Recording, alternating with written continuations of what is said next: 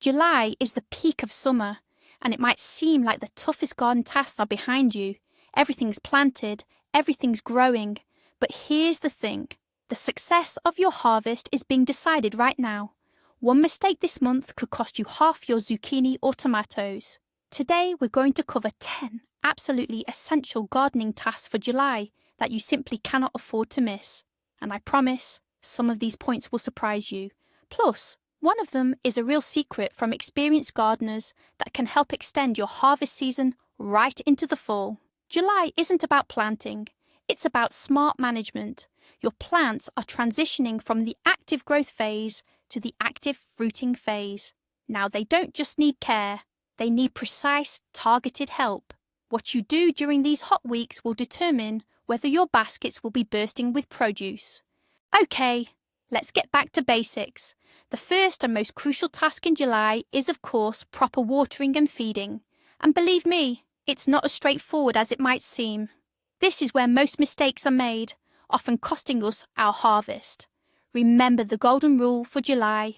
Never water plants during the day, especially under the scorching sun. It's not just useless, it's actually harmful. The water will evaporate instantly, and droplets on the leaves can act like tiny lenses causing burns. The best time to water is late evening after sunset or very early in the morning. This gives the water enough time to soak deep into the soil and reach the deepest root tips. The second important point is how to water. Forget watering from overhead or wetting the leaves. This practice is a direct route to fungal diseases, especially blight on tomatoes and powdery mildew on cucumbers. All water should go strictly to the base of the plant. Water generously, but not every day.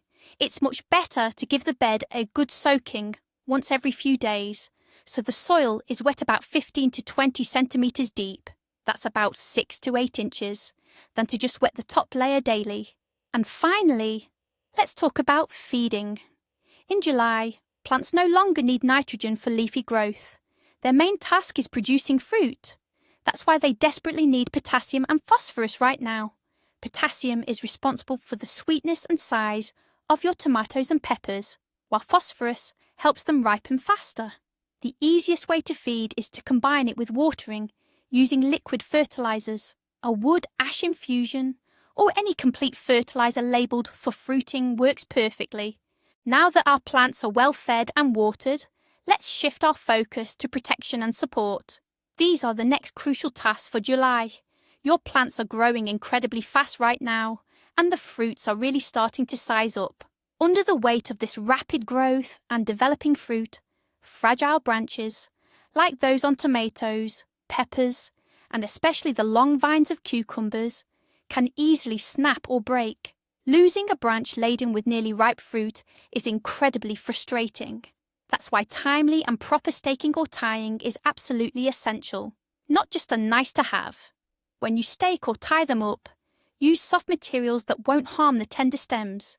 Things like fabric strips, old pantyhose, or specialised garden clips work well. And whatever you use, never tie it too tightly. Always leave a little room for the stem to grow and thicken naturally. But staking and support aren't just about the plant's own weight. July also brings another challenge: pests, aphids, spider mites, whiteflies. They all love to feast on that lush, juicy greenery. Using strong chemical pesticides at this stage isn't ideal, as we'll be harvesting and eating these vegetables soon. So, what's the best approach? The answer lies in prevention and natural remedies. Regularly inspect the undersides of the leaves. Spot the first signs of pests. Act immediately. For aphids, a simple soap and water solution is incredibly effective. Just grate a small amount of plain soap, like basic bar soap or even dish soap, dissolve it in warm water, and spray the affected areas thoroughly. It's simple, inexpensive, and completely safe for your future harvest. Now let's move on to the most creative and arguably the most important task of July, shaping the future harvest. Sounds pretty significant, doesn't it? In reality, we're talking about specific techniques like removing suckers and pinching tips. Many beginners feel intimidated by these procedures. They worry they're harming the plant by cutting off living shoots. But actually, The opposite is true. It's not cruelty, it's smart management. Imagine a plant has a limited energy budget. It can spend it on growing a huge green bush with lush foliage, or on developing large, juicy and sweet fruits. Our job is to help it make the right choice. Take tomatoes, for instance. In the axil of every leaf, between the main stem and the leaf, a side shoot grows. This is called a sucker. If you don't remove them, you'll end up with an impenetrable jungle. While many small tomatoes might set in there, most won't have time to ripen.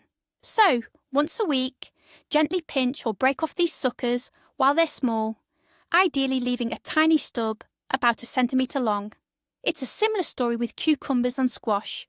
To keep the vines from growing uncontrollably and draining all the plant's energy, you need to pinch off their tips after the 5th or 6th leaf. This encourages side shoots to develop, and that's where the main crop of female flowers and fruits will form. Remember, this is definitely a case where less is more. By removing the excess growth, you direct all the plant's energy and resources straight into the fruits, speeding up their ripening and significantly improving their flavour. And now we come to the most satisfying stage, harvesting our first crops. You might think, what's so difficult about that? But even here, there are tricks that directly impact how productive your plants are. This is the 4th crucial step, one many consider the finish line, but it's actually just the beginning of a new cycle. Let's talk about zucchini, cucumbers and peas. The golden rule for these is simple. Don't let the fruits get too big. As soon as a cucumber reaches its ideal size for the variety, or a zucchini is young and tender, harvest it right away. The more often you harvest, the more actively the plant will form new fruits. If you leave a huge yellowed cucumber or an overgrown zucchini on the plant, it gets the signal.